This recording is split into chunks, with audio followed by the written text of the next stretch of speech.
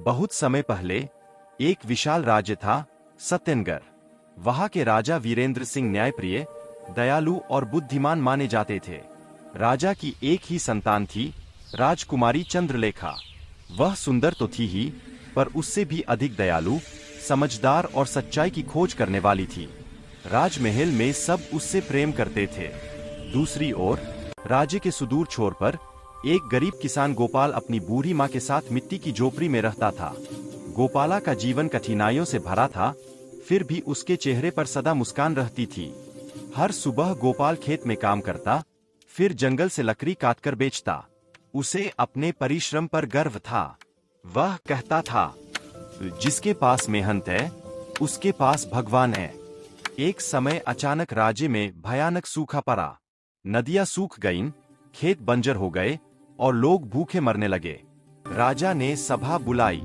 हमारे लोग भूख से मर रहे हैं। राज्य की सारी अन्नागार खोल दो। जो भूखा आए उसे खाना दो। परंतु राजकोष धीरे धीरे खाली होने लगा।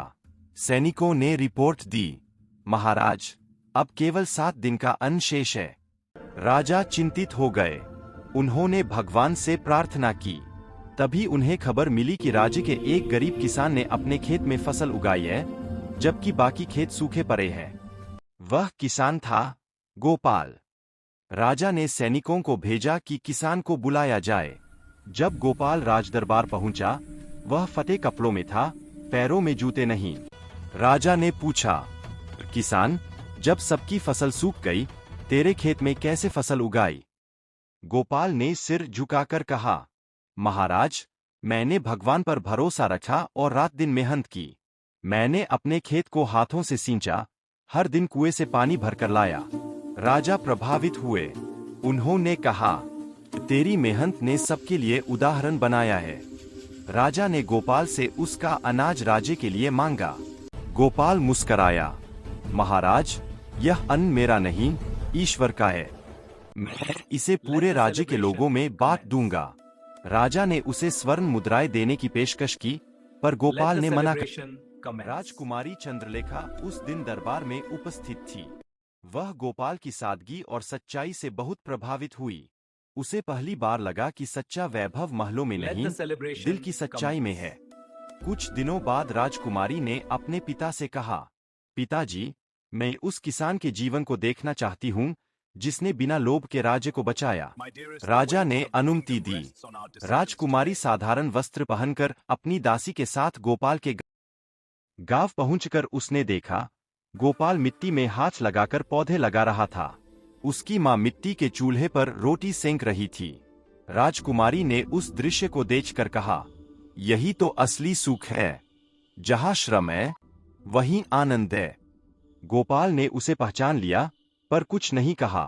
राजकुमारी ने पूछा, तुमने राज्य के लिए इतना बलिदान क्यों दिया, जबकि तुम्हारे खुद के पास कुछ नहीं?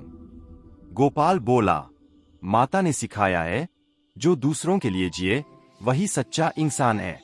उस दिन से राजकुमारी अक्सर गांव आने लगी। धीरे धीरे दोनों में मित्रता और फिर स्नेह उत्पन्न हुआ। जब यह बात महल तक पहुंची, तो राजदरबार में हलचल मच गई। मंत्री बोले, महाराज, राजकुमारी का संबंध एक गरीब किसान से, यह तो राज्य की मर्यादा के विरुद्ध है। राजा के हृदय में द्वंद्व था। एक ओर पिता का प्रेम, दूसरी ओर समाज का दबाव। उन्होंने चंद्रलेखा से कहा, बेटी, मैं तेरी इच्छा समझता हूं, पर राजा का कर्तव्य भी होता है। राजकुमारी ने उत्तर दिया, पिताजी, क्या ऊंच नीच ईश्वर ने बनाई है या मनुष्य ने? राजा मौन हो गए। राजा ने किसान की परीक्षा लेने का निर्णय किया। उन्होंने घोषणा की, जो 3 कठिन प्रश्नों के उत्तर देगा, वही मेरी पुत्री का पात्र होगा। गोपाल दरबार में बुलाया गया। राजा ने पहला प्रश्न पूछा, दुनिया में सबसे बड़ा धर्म क्या है? गोपाल बोला, सच्चाई और करुणा सबसे बड़ा धर्म है। दूसरा प्रश्न, सबसे बड़ी शक्ति क्या है? गोपाल ने उत्तर दिया, मेहनत की शक्ति, जो इंसान को भगवान के करीब लाती है। तीसरा प्रश्न, राजा और किसान में क्या अंतर है? गोपाल मुस्कराया, सिर्फ वस्त्रों का, महाराज। राजा राजे की सेवा करता है, किसान धरती की। राजा के नेत्र भर आए। उन्होंने उठकर गोपाल को गले लगा लिया। राजा ने कहा, किसान, तूने न केवल इन प्रश्नों के उत्तर दिए, बल्कि मेरे हृदय के द्वार भी खोल दिए। राजकुमारी और गोपाल का विवाह बड़े धूमधाम से हुआ। गांव और शहर के लोग एक साथ नाचे।